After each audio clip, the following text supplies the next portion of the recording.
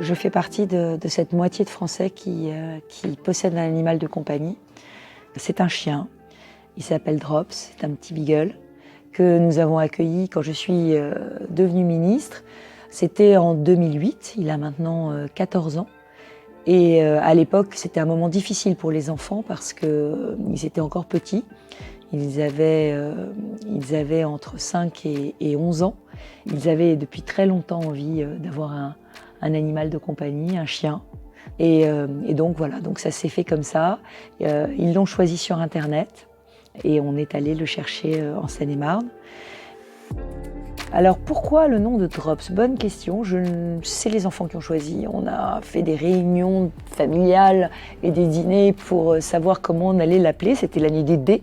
Et les enfants ont gagné. Alors peut-être que ça partait peut-être de Droopy à un moment donné, parce que Droopy était lui-même un beagle. Enfin, il y a un petit côté, voilà, je sais pas. Il y avait aussi la volonté qu'il s'appelle avec un nom que personne d'autre n'avait. Mais ça veut rien dire, un Drops. Absolument rien dire. Drops donc partage notre vie depuis 14 ans. Il a été vraiment comme un vrai compagnon pour mes enfants pendant toute la période où j'étais ministre. Il a apporté beaucoup de gaieté, de bonne humeur à la maison. Et puis il nous a aussi amenés, avec l'obligation de le promener, parce que c'est un chien courant, il adore courir, il nous a amenés aussi à une vraie hygiène de vie. Parce qu'on n'imagine pas, mais quand on a un chien, on est obligé de marcher, on est obligé de courir, on est obligé de se promener, on est obligé de retrouver un lien avec la nature.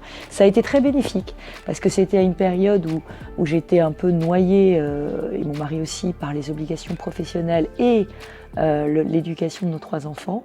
Mais avec Drops, il fallait trouver aussi du temps pour sortir, pour s'aérer, pour s'oxygéner. Et en fait, finalement, il a apporté beaucoup d'équilibre et d'affection à la famille. Alors Drops était très fugueur. Très fugueur, c'est un chien courant, c'est un chien qui a l'habitude de partir. Et pendant des années, il a fugué. Et notamment, il fuguait en Corrèze.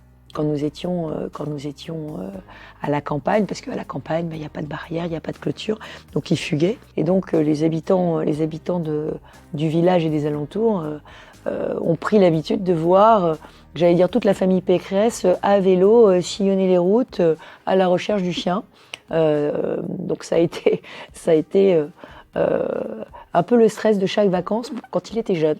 On l'a adressé, mais il est assez malin parce que il n'en fait qu'à sa tête, mais dans la gentillesse et dans la bonne humeur. Donc c'est désarmant, c'est un chien qu'on a du mal à réprimander parce qu'il nous regarde avec sa bonne tête de chien et on lui passe bien des choses. Comment est-ce qu'on fait pour concilier vie politique et animal de compagnie? On jongle. On jongle et on fait appel à toutes les bonnes volontés parce que quelquefois on a besoin que les enfants s'en occupent, on a besoin que les beaux-parents s'en occupent, on a besoin que mes parents s'en occupent. C'est vrai que entre les voyages de mon mari et certaines de mes obligations qui m'ont amenée en dehors de l'Île-de-France, il y a eu quelques moments un petit peu plus compliqués. Mais là aussi, c'est important aussi de se dire que le chien est un point fixe qui nous oblige aussi à rentrer, qui nous oblige aussi à être là. Maintenant que les enfants sont partis, les choses ont un peu changé depuis septembre, mais jusqu'à présent, j'avais toujours un enfant à la maison. Donc il y avait toujours quelqu'un pour s'en occuper. Bien évidemment, je n'envisage pas la vie sans Drops à l'Élysée. Mais mes inquiétudes aujourd'hui, c'est qu'il est en train de vieillir et qu'il est en train de tomber malade. Donc j'espère qu'il aura l'occasion de partager ces moments avec moi. J'ai un chien, mais j'ai aussi adopté un jeune chaton qui avait été découvert à 8 jours dans un pot d'échappement par une association qui l'avait recueilli. Et ce jeune chaton s'appelle Ralph. Je l'ai recueilli sur un coup de cœur parce que j'avais un de mes fils qui rêvait d'avoir un chat. Et donc nous avons présenté Ralph et Drops et ils se sont plutôt bien entendus. Donc Ralph est un petit Seine-et-Marnais, comme Drops d'ailleurs, et je l'ai confié à mon fils et maintenant il habite chez lui. Je souhaite que la France soit accueillante aux animaux et qu'elle soit accueillante notamment à ces animaux qui sont nos compagnons, nos animaux de compagnie et qui aident à briser la solitude, qui créent du lien social, qui sont souvent les compagnons de ceux qui n'en ont pas. On voit beaucoup de chiens accompagner les sans-abri. On voit beaucoup de nos aînés qui sont seuls et qui achètent un animal de compagnie, un oiseau, un chat, un chien, quand elles peuvent assurer les sorties. Dans ma région, j'ai pris une initiative qui était de labelliser des villes amies des animaux.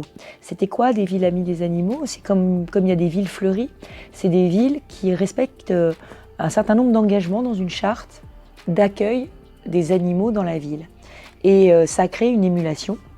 Et les villes sont de plus en plus créatives aujourd'hui pour nous proposer des nouvelles initiatives pour les animaux. Alors dans ces initiatives, il y a évidemment une ville accueillante aux animaux, avec des caniparks, avec des refuges pour les chats errants, ou des nichoirs.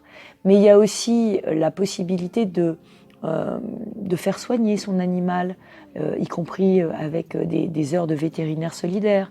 Il y a la prévention de l'abandon, qui est évidemment un mal français. On achète des chiens, on prend des chats, et puis on part en vacances et on les abandonne. Donc lutter contre les abandons, c'est par exemple développer des systèmes de voisins solidaires, où les voisins se relayent pour garder les animaux pendant les vacances. C'est développer des refuges. On est en train de regarder en ce moment une initiative assez originale de couplage refuge-maison de retraite pour que les personnes qui partent en maison de retraite ne soient pas complètement coupées de leur animal de compagnie et qu'elles puissent les faire accueillir dans des refuges et aller les voir. Ou bien permettre aussi, dans le cadre de certaines maisons de retraite, qu'on puisse avoir un chenil pour que les personnes qui rentrent en maison de retraite puissent continuer à voir leurs animaux. On pourrait imaginer de faire ça au niveau de la France et que ce label Ville des animaux, qui est purement Île-de-France, il puisse se répandre au niveau de la France et que toutes les villes puissent concourir au label Ville amie des animaux. Alors il y a la biodiversité globale, il y a la question de l'élevage, il y a la faune sauvage, mais il y a aussi les animaux de compagnie et je crois qu'on doit les prendre en compte, les prendre mieux en compte. Donc sur tous ces sujets-là, les villes innovent. Elles innovent de plus en plus et elles ont une patte, deux pattes, trois pattes dans la région Île-de-France. Ville amie des animaux, c'est des labels. Et si on généralise ce label à l'ensemble du pays, on aura sans doute un pays bien davantage ami des animaux.